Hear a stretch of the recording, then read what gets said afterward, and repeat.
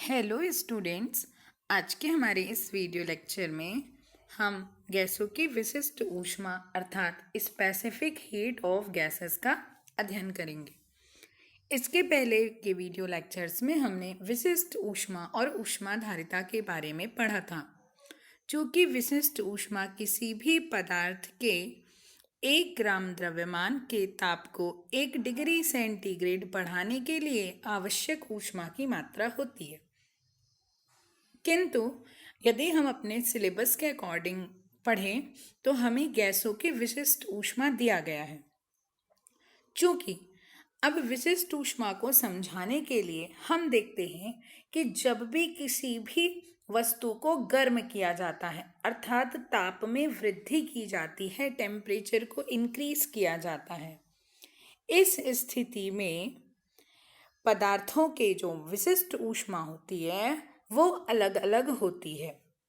कि यदि हमारे पास कोई मटेरियल दिया हुआ है, कोई पदार्थ दिया हुआ है और हम उसके ताप में वृद्धि करें तो वहाँ पर बाह्य स्थितियाँ, जो बाहर की स्थिति होती है, उसके आधार पर पदार्थों की विशिष्ट ऊष्मा मतलब स्पेसिफिक हीट जो होती है उसकी वैल्यू चेंज हो जाती है। तो उसके अनेक मान होते हैं। तो यहाँ पर हम 2 परिस्थितियों का अध्ययन करेंगे।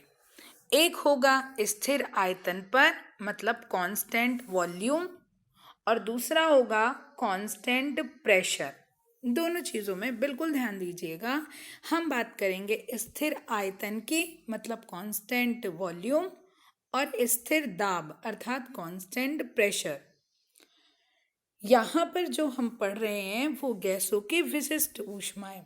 सामान्यतः देखा जाता है कि ठोस या द्रवों में हीट देने पर कि यदि हमारे पास सॉलिड है अर्थात कोई ठोस है या लिक्विड है अर्थात कोई गैस है और हम उसे गर्म करें तो उसमें जो प्रसार होगा, जो उसमें एक्सपेंशन होगा वो बहुत कम मात्रा में होगा।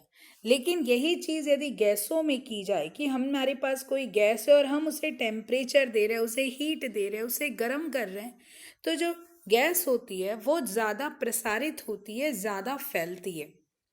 तो यहाँ पर जब हम गैसों की विशिष्ट ऊष्मा पढ़ते हैं तो वो केवल और केवल गैसों के लिए ही एप्लीकेबल होगी। चूँकि गैसों की विशिष्ट ऊष्मा ज्ञात करने के लिए हम 2 प्रकार रखेंगे, जिनमें से एक होगा स्थिर आयतन पर जिसे हम कांस्टेंट वॉल्यूम के साथ बोलेंगे और दूसरा होगा स्थिर दाब पर जिसे हम कांस्टेंट प्रेशर बोलेंगे। इन दोनों ही स्थितियों में मतलब आयतन और दाब की परिस्थितियों में स्थिर आयतन वाली विशिष्ट ऊष्मा होती है जो उसकी आंतरिक ऊर्जा से संबंधित रहती है। मतलब यदि जब बात की जाए स्थिर आयतन की मतलब कांस्टेंट वॉल्यूम की, इस स्थिति में जो इंटरनल एनर्जी होगी वो वॉल्यूम से रिलेट करेगी। मतलब यदि आप आंतरिक ऊर्जा की बात करें तो आंतरिक ऊर्जा गैसों की विशिष्ट ऊष्मा से तब संबंधित होगी जब आयतन स्थिर हो मतलब वॉल्यूम कांस्टेंट हो। मापन की क्रिया के समय आयतन में परिवर्तन होने के कारण आयतन वृद्धि के लिए कार्य करना पड़ता है। यहाँ पर एक चीज़ हमें जो देखने वाली ये है कि यदि मान लीजिए हमारे पास कोई एक कंटेनर में गैस है और हमने उसे गर्मी दी है या उसे हम गर्म करते हैं तो ये जो गैस है जो इस कंटेनर में है वो फैलती है मतलब प्रसारित होती है, मतलब उसका एक्सपांशन होता है, वो ज़्यादा जगह घेरना चाहती है।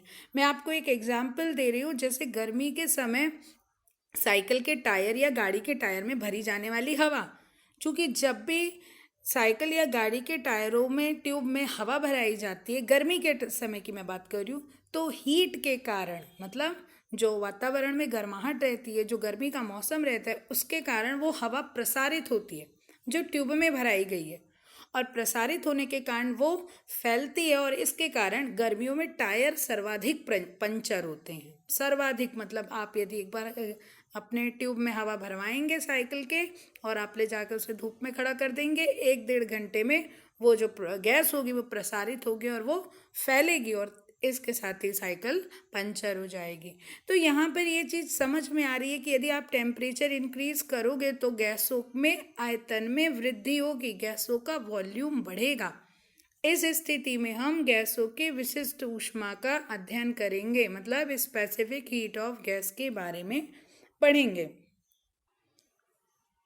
चूँकि हम ये बात समझ गए हैं कि गैसें जो हैं वो ताप बढ़ने के साथ अपने आयतन में वृद्धि करती है, आयतन में वृद्धि करती है, और ताप वृद्धि के साथ साथ इसमें जो काम है वो जो अपने आयतन में वृद्धि कर रही है वो किसके अंतर्गत आता है, वो उसका कार्य है। कार्य मतलब वर्क डन है। यहाँ पर मैं आपको एक फॉर्मूला बता रही हूँ, work equal to force into displacement. यदि हम इसमें एरिया का गुणा और एरिया का भाग कर दें तो इस स्थिति में फोर्स अपॉन एरिया प्रेशर हो जाएगा और डिस्टेंस इनटू एरिया वॉल्यूम हो जाएगा। इस परिस्थितियों में उस गैस पर किया गया कार्य वर्क बराबर प्रेशर इनटू वॉल्यूम, मतलब प्रेशर और वॉल्यूम का यदि हम मल्टीप्लाई कर दें तो उस गैस में किए गए कार्य का मान ज्ञात हो जाएगा, मतलब वर्क डन आप निकाल सकते हो। ये जो काम शब्द दिया गया ये कार्य बता रहा है, इस कार्य को वो बता रहे हैं। तो कार्य की मात्रा दाब पर आश्रित है। देखिए ये प्रेशर जो है उस पर निर्भर कर रहा है। यदि एक मान लीजिए कोई कंटेनर है और उसमें हमने पिस्टन लगा दिए और हम पिस्टन को प्रेस करें तो भी इस स्थिति में उस गैस पर कार्य माना जाएगा। यदि यह दाब स्थिर ना हो, मतलब यदि हम कांस्टेंट प्रेशर ना लें तो भी यह मात्रा परिवर्तित होगी। इसीलिए स्थितियों में भेद होने के कारण विशिष्ट ऊष्मा के अनेक मान होते हैं। तो यहाँ पर विशिष्ट ऊष्मा के अनेक मान होते हैं, लेकिन हम अपनी सुविधा के लिए गैसों के 2 मान पर ही फोकस करेंगे या इन 2 मानों का ही अध्ययन करेंगे। इसमें होगा कांस्टेंट प्रेशर और कांस्टेंट वॉल्यूम। इन 2 मानों में भी एक का संबंध स्थिर आयतन मतलब कांस्टेंट वॉल्यूम से होता है और दूसरे का संबंध स्थिर दाब अर्थात कांस्टेंट प्रेशर से होता है। इसे हम CV और CP से प्रदर्शित करते हैं। अर्थात यदि हम स्थिर आयतन को प्रदर्शित करना चाहें तो CV से प्रदर्शित करेंगे, स्थिर आयतन को CV से प्रदर्शित किया जाएगा, जबकि स्थिर दाब को CP अर्थात प्रेशर से प्रदर्शित किया जाएगा। यहाँ पर सबस्क्रिप्ट में CV और CP लिखना है।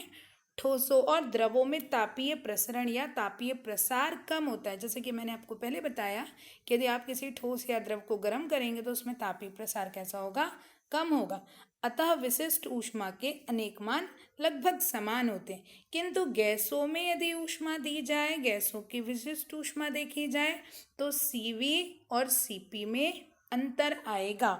और ये जो CV और CP में अंतर आता है इसे ही हम गैसों की विशिष्ट ऊष्मा कहते हैं, जो स्थिर दाब और स्थिर आयतन को प्रदर्शित करती है। बहुपरमाणविक गैसों के लिए या बहुपरमाणविक अणुओं के लिए, बहुपरमाणविक का मतलब होता है मोनो एटॉमिक्स, तो जिनके पास एक एटम से ज़्यादा होते हैं, ऐसे एटम्स के लिए विशिष्ट ऊष्माओं को अणु भार से गुणा करने पर उनके मॉलिक्यूलर हीट या आणविक ऊष्मा और एक परमाणु की विशिष्ट ऊष्माओं के परमाणु भार से गुणा कर दिया जाए तो उनकी परमाणविक ऊष्मा प्राप्त होती है।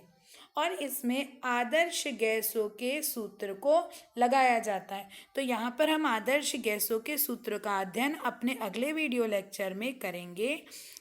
विशिष्ट गैसों के लिए गैसों की विशिष्ट ऊष्मा का अध्ययन कराने के लिए मेयर के द्वारा एक नियम दिया गया जिसे हम मेयर का समीकरण कहते हैं। CP minus CV equal to R, अर्थात यहाँ पर गैसों की विशिष्ट ऊष्मा जब प्रेशर कांस्टेंट है और गैसों की विशिष्ट ऊष्मा जब आयतन कांस्टेंट है या आयतन निश्चित है, इस स्थिति में CP minus CV equal to R होता है। यही मेयर का समीकरण कहलाता है। और ये एक इम्पॉर्टेंट इक्वेशन है, एग्जाम पर्पज से एग्जाम में भी पूछा जाने वाला इक्वेशन है। इस स्थिति में R का मान 8.31 जूल पर केल्विन इंटू मोल होगा। तो हम इसे कह सकते हैं joule into kelvin inverse mole inverse R का मान होगा जो 8.31 होता है, जिसे हम गैसों के लिए सार्वत्रिक गैस नियतांक अर्थात यूनिवर्सल गैस कांस्टेंट कहते हैं। तो यहाँ पर मेयर का इक्वेशन इंपॉर्टेंट है जो Cp minus CV equal to R होता है। ये एक आणविक, द्विआण्विक और बहुआण्विक गैसों के लिए अलग अलग होता है, जिसे हम मोनोएटॉमिक, डायटॉमिक, ट्राइएटॉमिक और पॉलीएटॉमिक के लिए अलग अलग देखते हैं और इनका कैलकुलेशन भी हम डिफरेंट टाइप से करते हैं। एक और चीज़ जो इम्पोर्टेंट है वो ये है कि Cp always greater than Cv। तो एक क्वेश्चन यहाँ से भी आता है कि Cp और Cv में, मतलब गैसों के विशिष्ट ऊष्मा में यदि आपको Cp और Cv का मान दिया गया है तो किसका मान हमेशा अधिक होगा। तो आपको याद रखना है Cp is always greater than Cv। Cp का मान अधिक होगा Cv की तुलना में। ऐसा इसलिए भी होता है क्योंकि यदि Cp अधिक है और हमने Cv को माइनस किया तब हमारे पास जो R की वैल्यू आई वो कैसी है, पॉजिटिव, अर्थात Cp का मान Cv की तुलना में अधिक होगा। और ये हमारे पास एक मेयर का समीकरण है जिसमें Cp minus CV equal to R है और R का मान 8.31 जूल प्रति केल्विन इंटू मोल है। हम अपने वीडियो लेक्चर में गैसों की विशिष्ट ऊष्मा के आगे बॉयल के नियम और चार्ल्स के नियम को पढ़ेंगे। वहाँ से हमें आदर्श गैसों के समीकरण की प्राप्ति होगी जो गैसों की स्थितियों के निर्धारण के लिए एक महत्वपूर्ण भूमिका निभाएगी।